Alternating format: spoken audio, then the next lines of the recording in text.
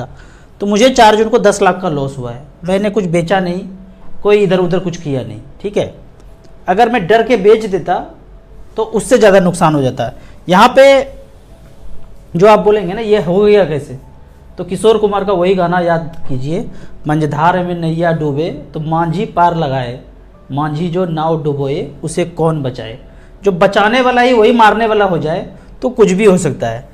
इस तरह का गिरावट ना, छोटा मोटा गिरावट हमेशा आप देखते रहेंगे। बड़ा गिरावट जो मैं बोला हूँ मोगेम्बो प्लान कर ही नहीं पा रहे।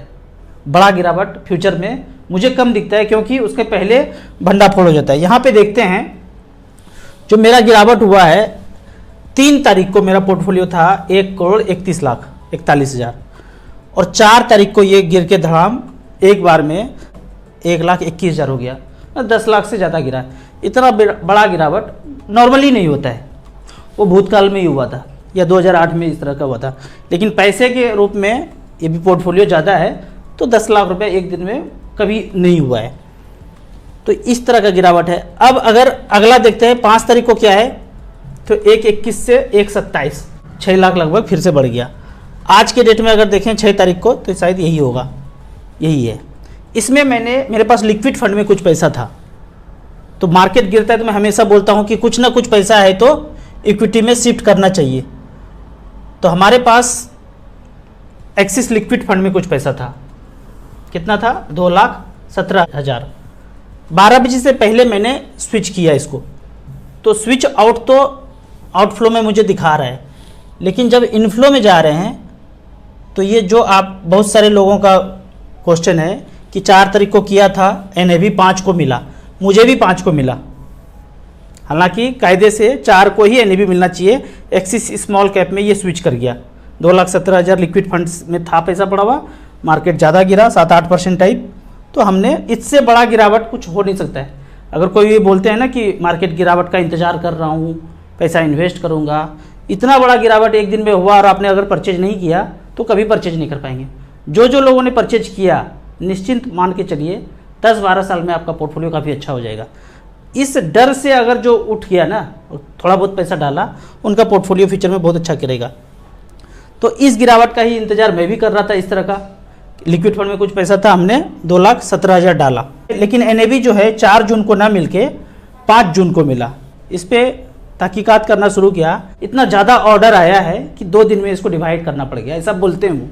कितना सच है वही जाने, भगवान ही जाने। अरे AM के पहले जो भी ट्रांजेक्शन हुआ उसको उसी दिन NAV मिल गया, ऐसा कहते हैं एक्सचेंज। कितना सच किया है हमने किसी से पूछा है, उन्होंने ये बताया। 11 AM के पहले किया तो 4 जून का NAV मिला और 11 AM के बाद किया तो 5 जून का NAV मिला।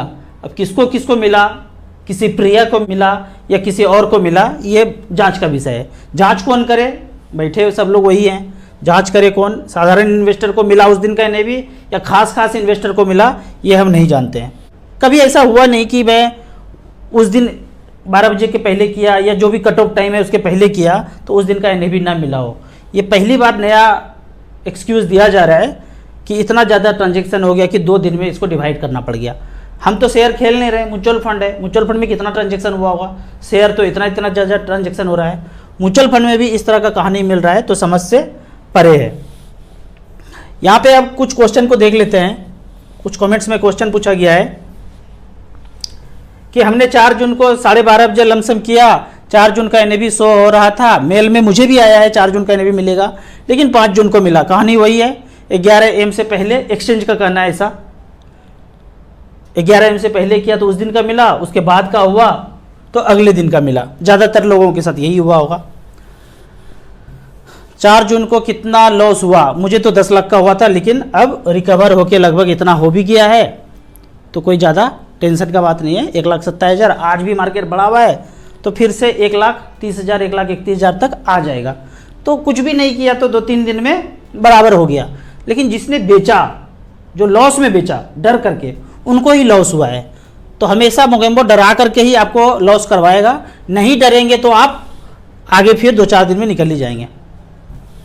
यहाँ पे पूछा जा रहा है कि रिडीम करना है क्या अब पोर्टफोलियो से और गोल्ड में डाल दें। अगर आपके पास 1 करोड़ रुपया पूरा हो चुका है तो जितना चाहता उससे ज़्यादा हो गया है तो फिर आप कुछ पैसा निकाल के गोल्ड खरीदिए, प्लॉट फ्लैट खरीदिए।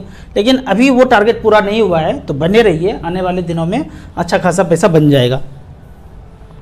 चाहे ए आई या बी आई, मार्केट इसी तरह से चलता रहेगा। मार्केट किसी पे निर्भर नहीं करता है, कोई भी आता मार्केट इसी तरह से चलता। सर अगर हम 15 साल के लिए MIS के साथ साथ PPF PLI करें तो इसमें ज़्यादा प्रॉफिट होगा या नहीं? बहुत सारे साधारण लोग ऐसा सोचते हैं कि MIS में 10 लाख रखा और वहाँ से जो हर महीने पैसा मिलता ब्याज का उसका RD कर दिया। अगर यहाँ 8% मिल रहा है, 7% RD मिल रहा है, तो दोनों को जोड़ देंगे तो 8-7 15% मिल जाएगा। ऐसा पट्टी पढ़ाते हैं जब जाएंगे जमा करने पोस्ट ऑफिस वगैरह में ना, अरे 8 इधर से भी मिल रहा है, 7 उधर से भी मिल रहा है, कर दीजिए। कैसे हो सकता है? अगर आपका 10 लाख रुपए यहीं पे होता तो साल का 80,000 प्रॉफिट होता, ब्याज होता। लेकिन आप थोड़ा थोड़ा करके पैसा यहाँ डालेंगे, 7,000 8,000 पर मंथ जाएगा, तो 8,000 का ही 7% मिलेगा ना। दोनों को जोड़ करके भी देखेंगे तो 8% से कम होगा। अगर यहीं पे होता तो 8% के रेट से पैसा मिलते रहता। दोनों को जोड़ेंगे तो एवरेज जो होगा वो 8% से कम ही निकलेगा। तो ये जो पट्टी पढ़ाया गया है ना, वो समझ रहे हैं कि आप कहाँ तक सोच सकते हैं, कहाँ तक समझ सकते हैं। इसलिए ऐसा पट्टी पढ़ाया गया कि यहाँ 8 मिल रहा है, यहाँ 7 मिल रहा है, दोनों का फायदा लीजिए, 8 से 15% हो जाएगा। ऐसा होगा नहीं। हाँ, ये जरूर है कि जिन्होंने आपको पट्टी पढ़ाया उनको यहाँ भी पॉइंट्स मिल गया और इसको बेचा तो यहाँ भी पॉइंट्स मिल गया, दोनों जगह से वो पॉइंट्स को खाया, लेकिन आपको 8% से कम ही रिटर्न मिलेगा। तो ये सही स्ट्रेटेजी नहीं है। अगर जो ज़्यादा प्रॉफिट दे रहा है वहाँ पे आप पैसा बनाए रखिए, जो इंटरेस्ट ज़्यादा दे रहा हो, अगर MIS ज़्यादा रिटर्न दे रहा है तो वहाँ पे रखिए, अगर RD ज़्यादा रिटर्न दे रहा है तो वहाँ पे रखिए। ये कह के कि दोनों जगह कर दूंगा, दोनों का बेनिफिट मिल जाएगा, ये सच नहीं है। आगे है, नमस्कार राजू भाई, प्लीज़ टाटा NFO के बारे में, mid cap fund last date 15 जून है। ये NFO बीच बीच में आपको तंग करते रहेगा कि NFO में पैसा डाल दूँ, बहुत अच्छा NFO है उसमें लगा दूँ। इस तरह का NFO अगर आता है तो आप StarSIP.in में जाएंगे। अभी जो चल रहा है JM small cap, Motilal Oswal multi cap, Mahindra Manulife manufacturing fund, Helios finance service, Sundaram business cycle, कोई भी फंड लेने लायक नहीं है। हालांकि कोई भी एडवाइजर होंगे तो और नया फंड में जाएंगे तो पॉइंट ज़्यादा मिलेगा। मैं बोल दूँगा कुछ भी लेने की जरूरत नहीं है, खरीदना ही है तो पहले से ऑलरेडी जो एग्जिस्टिंग फंड है स्मॉल कैप में उसको आपको खरीदना है। कोई भी NFO में जाने की जरूरत नहीं है। Nippon India small cap, HDFC small cap, SBI small cap, quant small cap और SBI 250 स्मॉल कैप, 5 फंड में हमेशा बताता हूँ, उसी में घुमा फिरा के पैसा आप डालते रहिए, वो ज़्यादा अच्छा रहेगा। कोई भी NFO में नहीं जाना है क्योंकि उसका AUM बहुत कम होता है। कोई फंड मरमर में इसका पता नहीं है, फंड मैनेजर कौन होगा नहीं होगा इसका भी पता नहीं है। पता तो चल ही जाएगा लेकिन छोटा AUM में कितना बड़ा फंड मैनेजर होगा। अगला क्वेश्चन है, राजू सर 10,000 का इन्वेस्टमेंट म्यूचुअल फंड में करना है, उम्र 26 साल, कृपया सजेस्ट कीजिए। वन ही टाइम 10,000 है या पर मंथ है? SBI स्मॉल कैप और निपॉन स्मॉल कैप में बराबर बराबर करके इन्वेस्ट करते जाइए, दोनों फंड बेहतरीन है। मोंगेम्बो अपना रंग दिखा दिया है सर जी, वो दिखाते रहेंगे, बीच बीच में इस तरह का मौका मिलता रहेगा, मौका पे आपको चौका मारना है, बीच बीच में टॉपअप करते रहना है। एक दिन के बाद NAV मिल गया, हो गया, वो आप डर को मिटा दिए ना। आज से 10 साल के बाद कोई याद नहीं रखेगा कि मुझे NAV एक दिन का बाद का मिला, 2 दिन का बाद का मिला। आपका पोर्टफोलियो उसी तरह से बढ़ता हुआ नजर आएगा। तो 1-2 दिन के चक्कर में इतना फंसना नहीं है।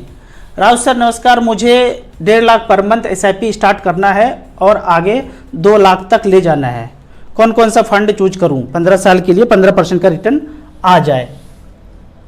15% के रिटर्न से आपको जो फंड मैंने यहाँ पे सजेस्ट किया है, Nippon India small cap, AUM देख लीजिए 50,000 करोड़। किसी चुन्नू मुन्नू एरे गेरे को फंड मैनेजर को नहीं दे दिया जाएगा। 2, 4, 10 करोड़ है तो चल कोई भी फंड मैनेज कर लो, लेकिन 50,000 करोड़ है, 29,000 करोड़ है, 27,000 करोड़ है, 20,000 करोड़ है, बड़ा फंड मैनेजर, अनुभवी फंड मैनेजर होंगे। ये 4 फंड हो गया और एक SBI 250 इंडेक्स फंड, बराबर बराबर करके SIP कर दीजिए। बीच बीच में कभी भी पैसा आता है इसी में आप टॉपअप करते रहिए। SIP का रिकॉर्ड चेक करेंगे, 1-1 लाख रुपया बहुत बड़ा अमाउंट होता है, 1 लाख रुपये पर मंथ। पिछले 12 साल में अगर SBI का देखें, 1 करोड़ 44 लाख जमा हुआ है, 6 करोड़ 82 लाख रुपये बनाया है 24% के रेट से। आपको इतना नहीं जाना है लेकिन कैलकुलेट करना है खुद से कि मैं 1.5 लाख रुपये पर मंथ इन्वेस्ट करूं 12% के रेट से, 12% के रेट से 15 साल चलता रहे तो 2 करोड़ 70 लाख जमा होगा, 7.5 करोड़ रुपया बन जाएगा 15 साल में।